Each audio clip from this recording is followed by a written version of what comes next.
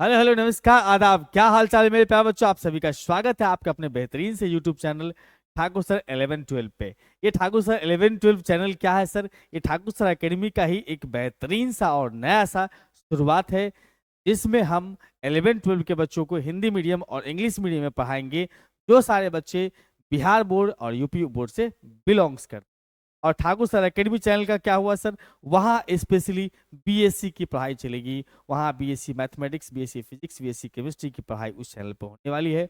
और आपका ये जो प्यारा चैनल है, जहाँ पर हम लोग 11th और 12th UP, Bihar board, Hindi medium और इंग्लिश मीडियम के मैथमेटिक्स सीखेंगे। और मैथ सिखाने से पहले आपको पता होना चाहिए आपका सिलेबस क्या है। तो आज फिर हम आपके सामने हाजिर हो चुके हैं। यूपी बोर्ड के मैथ का सिलेबस 12th क्लास का क्या है? हिंदी मीडियम में, हिंदी मीडियम वाले बच्चों का जो सिलेबस है वो मैथ का सिलेबस यूपी बोर्ड। तो और इसके अंदर में कौन कौन सा टॉपिक आपको पढ़ना है, कितना नंबर का कौन सा यूनिट से आ रहा है क्वेश्चंस, एग्जाम का पैटर्न क्या है, एग्जाम में क्वेश्चन ऐसे पूछे जाते हैं, कौन कौन सा ऐसा टॉपिक है जिसको हटा दिया गया है। तो अपने पास में अगर देखा जाए तो हम यूनिट वाइज डिस्ट्रीब्यूशन सीखेंगे, कोर्स का डिस्ट्रीब्यूशन, चैप्टर वाइज पूरा एक्सप्लेन करेंगे कौन सा चैप्टर में क्या पढ़ना है, एग्जाम का पैटर्न क्या होने वाला है, और रिमूव्ड टॉपिक कौन कौन सा टॉपिक के हटाया गया है। एग्जाम पैटर्न का मतलब किस चैप्टर से, सॉरी किस टाइप के क्वेश्चन आपके एग्जाम में आएंगे, एग्जामिनेशन का क्वेश्चन का वेराइटी कैसा होगा आपके एग्जामिनेशन में, वो भी जानना है, और कौन सा टॉपिक हटा दिया वो भी जानना है। तो विलंब नहीं करते हैं, उससे पहले मैं बता दूं आप सभी को, मेरा प्यारा सा ऐप है प्ले स्टोर पर, ठाकुर सर एकेडमी के नाम से आप वहां से डाउनलोड कर सकते हैं। इस ऐप के अंदर में ढेर सारे कोर्सेज की पढ़ाई होती है, पेड कोर्स भी है, फ्री कंटेंट भी उपलब्ध है। सारे कोर्स के अंदर में लाइव कोर्सेज, रिकॉर्डेड कोर्सेज भी अवेलेबल है, डेमो लेक्चर्स देख सकते हैं आप, टीचर से बात कर सकते हैं डायरेक्ट वहां पर से ऐप के माध्यम से। और जितने भी कोर्सेज सब पे अच्छे डिस्काउंट चलते रहते हैं अक्सर। और पीडीएफ जो आपको यूट्यूब पर पढ़ाया जाएगा, खासकर उस सभी क्लास का पीडीएफ आपको हमारे इस ऐप पे बजाते एक सुंदर सा फोल्डर बना के रख दिया। जैसे कि आप अपने मोबाइल में अपने मित्र का या करीबी रिलेटिव का शादी विवाह का फोटो संभाल के रखते हैं, या अपना ही फोटो संभाल के रखते हैं, फोल्डर बना के रखते हैं ना, भाई मेरे शादी का फोटो है, वैसे ही हाँ भाई, आपको जितने भी 12th का 11th का यूपी बोर्ड बिहार बोर्ड के कंटेंट हैं, सबका अलग अलग फोल्डर बना के। किसी भी तरह की कठिनाई अगर हो रही हो आपको, तो ये हेल्पलाइन नंबर है हमारा 9155545177। इस पे कॉल करके आप जानकारी दे सकते हैं। आइए सर, 12th 12वीं का जो पाठ्यक्रम है, इस 12वीं के पाठ्यक्रम में, कक्षा 12वीं का जो पाठ्यक्रम है, इसको टोटल 6 इकाई में बांटा है। पहला, जिसके अंदर में संबंध और फलन पढ़ना है, ये एग्जामिनेशन में कितने नंबर का होने वाला है सर? 10 नंबर का होने वाला है। कितने नंबर का होने वाला है? 10 नंबर का। उसके बाद बीज गणित दूसरा यूनिट रखा गया है, जो कि 15 मार्क्स का एग्जामिनेशन में क्वेश्चन होता है। कलन, अरे वाह वाह वाह वाह, कलन है, कलंक नहीं है, कलन है, इंग्लिश में कैलकुलस कहते हैं इसको। 44 नंबर का क्वेश्चन आपको एग्जामिनेशन में। और सदिश त्रिविमीय ज्यामिति, जहां से 18 नंबर के क्वेश्चन आपके एग्जामिनेशन में पूछे जाएंगे। और अगर हम बात करें इसमें, तो अगला अपने पास में 5वां यूनिट है, जिसका नाम है रेखीय प्रोग्रामन, जो कि 5 नंबर का क्वेश्चन यहां से आपके एग्जामिनेशन में आएंगे। और प्रायिकता जो हमारा 6ठा यूनिट है, तो कुल मिलाकर के 8 नंबर के आएंगे, टोटल 100। यानी कि 6 यूनिट में बांटा है, पहला 6 इकाई में बांटा है। पहला संबंध फलन 10 मार्क, बीजगणित 15, फलन सॉरी कलन 44, उसके बाद सदिश त्रिविमीय ज्यामिति 18, रेखीय प्रोग्रामम 5, के बाद प्रायिकता 10। और इसके हर एक इकाई को अलग अलग समझेंगे। इकाई 1 के अंदर में, इकाई 1 के अंदर में कितने चैप्टर पढ़ने हैं, इकाई 2 के अंदर में कितने चैप्टर पढ़ने हैं, सबको अलग अलग खोल के आज समझाएंगे। मतलब पूरा सिलेबस का हम करेंगे आज ऑपरेशन चीर फाड़। तो ध्यान से देखना क्या क्या इसके अंदर में पढ़ना है। इकाई 1 जिसका नाम है संबंध तथा फलन, संबंध तथा फलन के अंदर में हमें जो पढ़ना है वो कुल मिलाकर के इतने टॉपिक पढ़ने हैं। सॉरी, इतने टॉपिक आपके एनसीईआरटी बुक में दिए हुए हैं। संबंधों के प्रकार, फलनों के प्रकार, फलन का संयोजन, व्युत्क्रमणीय फलन, द्विआधारी संक्रिया। जिसमें जिसमें इस तीनों टॉपिक को सिलेबस से हट, बस दो ही चीज पढ़ना है, संबंध तथा उसके प्रकार। संबंध का बेसिक ज्ञान आपको 11th में दिया जाता है, उसके प्रकार यहां सीखना है। फलन का बेसिक ज्ञान आपको 11th में दिया जाता है और उसका प्रकार यहां से। जो बात बिल्कुल। आगे बढ़ते हैं। प्रतिलोम त्रिकोणमितीय, दूसरा चैप्टर अपने पास है, प्रतिलोम त्रिकोणमितीय फलन। इसके परिभाषा सीखना है, परिसर, प्रांत और मुख्य मान शाखाएं निकालना सीखना है भाई। इसके गुणधर्म भी हैं, गुणधर्म भी सीखना। तो चैप्टर 2 अध्याय 2 में कुल मिलाकर के इतने टॉपिक पढ़ने से, इसको तो बोलना भूल गए, इसको सिलेबस से हटा दिया है, महत्वपूर्ण सूत्रें सिलेबस से लापता कर दिया है। मतलब कहीं ना कहीं इस पार्ट को हटा करके जो है ना वो गलत किया। इस पार्ट को नहीं हटाना चाहिए, इसकी जरूरत पड़ती है कैलकुलस। मैं आपको पढ़ा दूंगा, चिंता मत करो, मेरे पास सारा उपाय है। जैसे अगर प्रतिलोम त्रिकोणमितीय फलन पढ़ना है तो 11th का भी त्रिकोणमितीय आने चाहिए, तो वो भी तो आपको दिक्कत होती होगी, वो भी हम सिखाएंगे, चिंता नहीं करो। आइए सर, इकाई 2 जो है वो अपने पास में बीजगणित है। बीजगणित को हमें दो पार्ट में बांट दिया है, पूरे सिलेबस के अंदर में इन दो चैप्टर में बांटा है। ठीक है, चैप्टर 3 यानी अध्याय 3 जिसमें हमें आव्यूह सीखना है। आव्यूह जिसको इंग्लिश में मैट्रिक्स कहते हैं। आव्यूह क्या होता है, आव्यूह के प्रकार क्या है, आव्यूह पर संक्रिया कैसे होती है, आव्यूह का परिवर्त क्या है, विषम और सम्मित आव्यूह क्या होते हैं, आव्यूह का प्रारंभिक संक्रिया क्या होता है या रूपांतरण क्या होता है, और व्युत्क्रमणीय आव्यूह। मतलब मैट्रिक्स में एनसीईआरटी में जितना चैप्टर टोटली पढ़ना है, किसी को रिमूव नहीं किया है। हाँ, बशर्ते सीबीएसई ने 6ठा और 7वां टॉपिक को रिमूव कर हटा दिया है। अगला चौथा अध्याय अपने पास में सारणिक। सारणिक सारणिक के गुणधर्म, त्रिभुज के क्षेत्रफल, उपसारणिक सहखंड, उसके बाद आव्यूह का संखंडज एवं व्युत्क्रम, और सारणिक आव्यूहों का अनुप्रयोग। ये पूरे टॉपिक आपको पढ़ने हैं, जबकि सीबीएसई ने दूसरा और आखिरी वाला को हटा। खैर, हमें तो पूरे पढ़ने हैं ना। अगला इकाई आता है सर 3, जिसका नाम है कलन। कलन को कैलकुलस बोलते हैं इंग्लिश में। कैलकुलस 44 यानी कि सर क्या, बहुत रीढ़ का हड्डी है भैया। पूरे शरीर को खड़ा होने के लिए रीढ़ की हड्डी की मजबूत होना बहुत जरूरी है। रीढ़ का हड्डी मतलब समझते हो ना, ये पोर्शन जो होता है वो, ये है पूरे 12th के सिलेबस में। तो भाई साहब, बाबू भैया, अगर 12th में अच्छे नंबर स्कोर करने हैं तो कैलकुलस में बहुत बढ़िया पकड़। इवन किसी भी बोर्ड में अगर देखा जाए तो कैलकुलस बहुत ज्यादा मार्क्स रखते, लेकिन ऐसा मत समझना कि कम मेहनत मार्क्स ज्यादा नहीं। आपको अगर कैलकुलस 12th का अच्छा करना है, कलन अगर अच्छा करना है, तो आपको 11th क्लास का त्रिकोणमिति आना ही चाहिए। 11th क्लास का कॉर्डिनेट ज्योमेट्री आना ही, या तो निर्देशांक ज्यामिति। 11th क्लास का आपको लिमिट आना चाहिए, 11th क्लास का अवकलन आना चाहिए, और 12th क्लास का इनवर्स ट्रिग्नोमेट्री फंक्शन आना चाहिए, चैप्टर 2 आना चाहिए। यानी कि एक अकेला पढ़ने के लिए, इकाई 3 पढ़ने के लिए लगभग लगभग कहा जाए तो मोटा मोटी जो हैवी हैवी चैप्टर है 11th का, उस सबको उठा लेता है ना। आसान नहीं सब, मजदूरी ज्यादा मिल रहा है, इसका मतलब मेहनत भी ज्यादा करवाए। 44 नंबर है, 44 मेहनत लायक नंबर, लायक मेहनत भी करवाएगा। टोटल 5 अध्याय है इसके अंदर में। आइए बारी बारी से आपको एक्सप्लेन करके बताते हैं। चैप्टर नंबर 5 एनसीईआरटी के हिसाब से अध्याय 5, सात्यता तथा अवकलनीयता। सातत्य तथा अवकलनीयता। पहले इसी के अंदर में अपने पास में है सर अवकलन, समझो ना, अवकलन इसी के अंदर में है।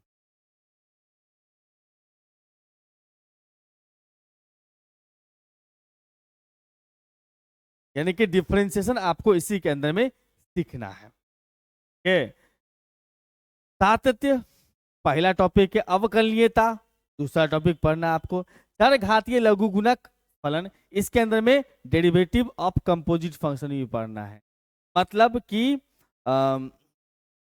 हाँ, मतलब कि यहाँ पर से फलों के संयोजन के ऊपर में अवकलन हम कैसे करते हैं वो सीखेंगे। लघु गुणक, लघु गणकीय, लघु गणकीय अवकलन लॉग का उपयोग करके हम लोग कैसे बनाएंगे। सो फलों के प्रचालित रूपों का अवकलन, मतलब x का मान अगर मान लो थीटा में दिया है, y का मान भी थीटा में दिया है, तो उस तरह के फलन का हम लोग अवकलज कैसे निकालेंगे वो सीखना है। द्विकोटि अवकलज निकालना सीखना है। रॉल्स एवं मध्यमान प्रमेय जो था इस भाई साहब को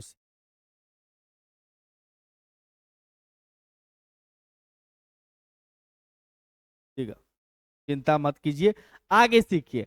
अब कलज के अनुप्रयोग के ऊपर में हमें 5 टॉपिक पढ़ना था। राशियों के परिवर्तन का दर क्या है, राशियों के परिवर्तन का दर क्या होता है, वर्धमान एवं ह्रासमान फलन क्या होता है, किसी फलन का, इसी जैसे मान के चलो कि भैया अगर आप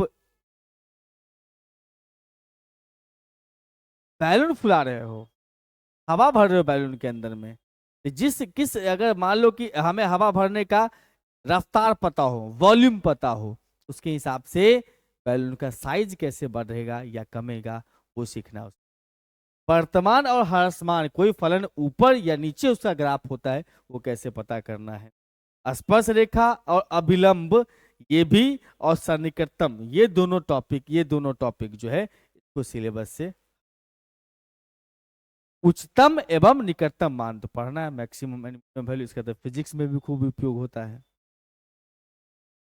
आइए सर अगला आते हैं अपने पास में समाकलन टॉपिक पढ़ना है। समाकलन के अंदर में उसका परिभाषा है, ये परिभाषा सीखना है। समाकलन की विधि क्या होती है, वशिष्ठ फलनों का समाकलन याद रखना है, फॉर्मूला सीखना है। यहाँ पर आंशिक रूप द्वारा समाकलन, पट्टा में दिया हो अगर कोई फंक्शन उसका इंटीग्रेशन हम कैसे करते हैं वो सीखना है। खंडशः समाकलन, u इंटू भी का उपयोग करके समाकलन निकालना सीखना है। निश्चित समाकलन, different integral, lower limit upper limit दिया हो तब। समाकलन का आधारभूत प्रमेय, ये बिना प्रूफ के पढ़ना, ये भी पढ़ना है लेकिन बिना प्रूफ का। अब मेरे ख्याल से ये जो है सो कोई खास बात नहीं है इसके अंदर में, जब प्रूफ नहीं करना तो बस याद रखो, फार्मूला अप्लाई करो। उसके बाद अपने को यहाँ पर जो है योगफल द्वारा निश्चित समाकलन, इसको सिलेबस से इस बार रिमूव कर दिया गया, हटा दिया। वैसे भी जल्दी क्वेश्चन पढ़ना नहीं चाह, वो थोड़ा सा बोरिंग था, चलो अच्छा हो गया। प्रतिस्थापन द्वारा निश्चित समाकलन का मान ज्ञात करना सीखेंगे और निश्चित समाकलन का गुणधर्म, 10वां टॉपिक। बहुत 10 में से एक चले गए, हमें पढ़ना अब 9। समाकलन का उपयोग करना सीखना, अनुप्रयोग, समाकलनों का उपयोग क्या, लोग बोलते हैं कि भाई इतना चीज पढ़ लेते हैं इसका कोई यूज तो दिखता नहीं है। सारा आपको पढ़ा दिया जाता है, जहां पर आपको सिखाया जाता है वहीं पर उसका उपयोग करना भी सिखा दिया जाता है। साधारण वक्रों के अंतर्गत क्षेत्रफल, और दूसरा टॉपिक अपने पास में था दो वक्रों के मध्यवर्ती क्षेत्र का क्षेत्रफल, जिसको हटा दिया गया सिलेबस से। यानी साधारण वक्र का मतलब हो गया कि आपने पाराबोला, इलिप्स, हाइपरबोला सब पढ़ा होगा, सर्किल भी पढ़ा होगा, वृत्त, परवलय, दीर्घवृत्त, लघु वृत्त, लघु वृत्त, ये सब जो पढ़ा होगा आपने, उस सभी का क्षेत्रफल निकाला। ये दो कर्वों के बीच का क्षेत्रफल निकालने का जो कहानी था उसको सिलेबस से रिमूव कर दिया। और अवकल समीकरण, अवकल समीकरण में हमें जो है सर परिभाषा, घात कोटि पढ़ना ही पढ़ना, यहां से तो क्वेश्चन आता ही ऑब्जेक्टिव है गोल। अवकल समीकरण का व्यापक एवं विशिष्ट हल, मतलब जनरल पार्टिकुलर सॉल्यूशन क्या होता है, और उसके बाद समीकरण का निर्माण कैसे होता है जब उसका व्यापक हल दिया हो, इस टॉपिक को हटा दिया है, जो कि कंप्लीटली डिफरेंशिएशन पर डिपेंड, हटा दिया। प्रथम कोटि, प्रथम घात वाले अवकल समीकरणों का हल करने का विधि, इसके अंदर में सेपरेशन ऑफ वेरिएबल, मतलब एक तरह के चर वाले को एक साथ रख करके अवकल समीकरण सॉल्व कैसे करते हैं, हल कैसे करते हैं वो सीखना। समघातीय अवकल समीकरण का हल निकालना सीखना, और रेखीय अवकल समीकरण का हल। 3 मेथड बहुत पॉपुलर है, उसके अंदर और भी बहुत सारी बातें हैं लेकिन ये 3 है। और बात करते हैं यहाँ पर चौथा यूनिट के अंदर में, जो कि बेसिकली क्या है सर अपने पास में चौथा यूनिट के अंदर में पढ़ना, तो सदिश तथा सदिश तथा त्रिविमीय ज्यामिति, यानी वेक्टर और 3D। वेक्टर के अंदर में अगर बात करें हम लोग यहाँ पर वेक्टर के अंदर में, यानी कि यहां से कहा जाए तो वेक्टर यानी कि सदिश के बारे में क्या पढ़ना है सर? सीधा सीधा बात बताओ ना सर, परिभाषा सीखना है सदिश अदिश का, सदिश का प्रकार सीखना है, योगफल कैसे निकालते हैं, दो सदिश का गुणनफल किसी अदिश राशि से कैसे करते हैं, दो सदिश का गुणनफल कैसे निकालते हैं, सदिश गुणनफल होता है, एक अदिश गुणनफल होता है, डॉट प्रोडक्ट क्रॉस प्रोडक्ट कैसे निकालते हैं। ये भी था अपने सिलेबस में, पहले एनसीईआरटी में ऐड ऑन किया गया, लेकिन आप अपने बोर्ड से पूछ, यहां पर था ये तीन सदिश का अदिश गुणनफल, इसको टॉपिक से हटा, तीन सदिश का जो अदिश गुणनफल था उसको हटा दिया, मतलब ये टॉपिक तीन वेक्टर का प्रोडक्ट पढ़ के। आइए सर, त्रिविमीय ज्यामिति के अंदर में हमें क्या पढ़ना है सर? द्विक कोसाइन पढ़ना है, द्विक अनुपात, द्विक कोसाइन पढ़ना है, द्विक अनुपात पढ़ना है, अंतरिक्ष में रेखा का समीकरण कैसे निकालते हैं, ते दो रेखाओं के मध्यमान मध्य कोण कैसे निकालते हैं, उसके बाद बात करें तो दो रेखाओं के बीच का न्यूनतम दूरी कैसे निकालते, प्लेन यानी समतल, रेखाओं का सहतलीयता, दो समतलों के बीच का कोण, समतल के दिए हुए बिंदु, और एक रेखा और एक समतल के बीच का कोण, ये सब जो टॉपिक था कंप्लीटली प्लेन, तो काफी ज्यादा समय किल करता था, बोर करता था बच्चों को, क्योंकि फार्मूला थ्योरम ज्यादा, मतलब ग्रह यहां से कटता है आपका। पांचवा इकाई जो अपने पास है वो रेखीय प्रोग्रामन का है। ठीक, रेखीय प्रोग्रामन के अंदर में सिर्फ इकलौता खुद ही चैप्टर है अपने आप में।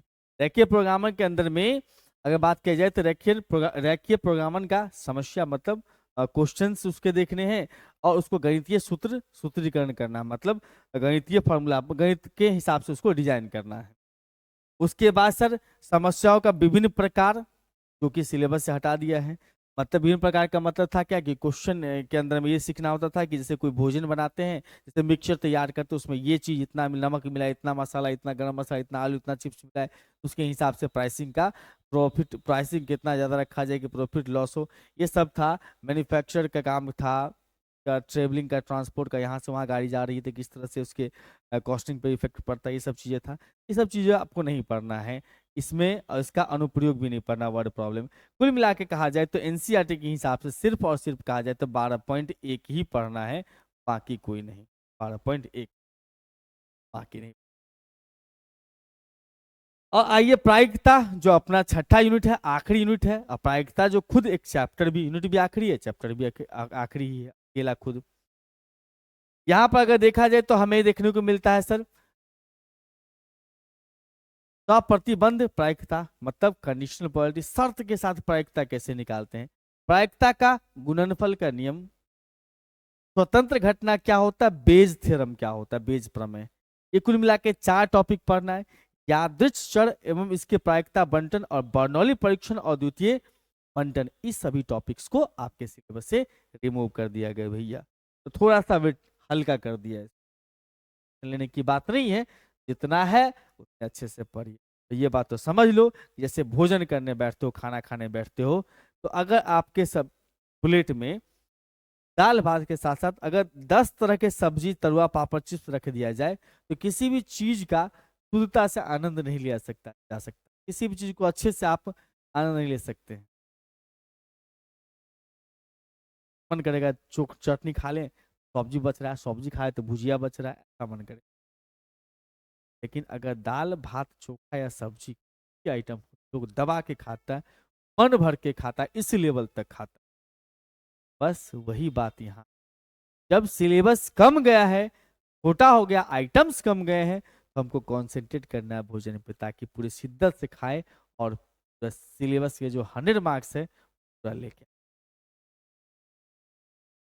अब हम सीखते हैं सर एग्जाम का पैटर्न कैसा होता है, हमारा जो परीक्षा होगा उसमें क्वेश्चंस कैसे पूछे जाएंगे। यहाँ बताते चलो, क्वेश्चन आपको 2 ही वैरायटी का होगा, 100 मार्क्स का तो है ही, और अपने पास 3 घंटा तो मिलेगा, और साथ में 15 मिनट जो है आपको एक्स्ट्रा टाइम मिलता है कुल के लिए। ठीक है, 2 वैरायटी है, ऑब्जेक्टिव क्वेश्चन रहेगा और सब्जेक्टिव क्वेश्चन रहेगा।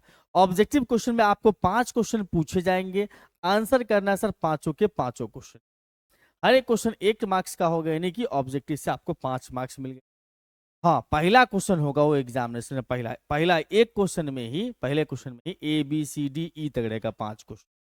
दूसरा क्वेश्चन जो होगा उसमें भी आपको सब्जेक्टिव पूछा जाएगा 5 क्वेश्चन, पांचों का पांचों आंसर करना, हर एक का 1 मार्क्स। सब्जेक्टिव सर 1 मार्क्स का, हाँ, छोटा छोटा आंसर वाला क्वेश्चन।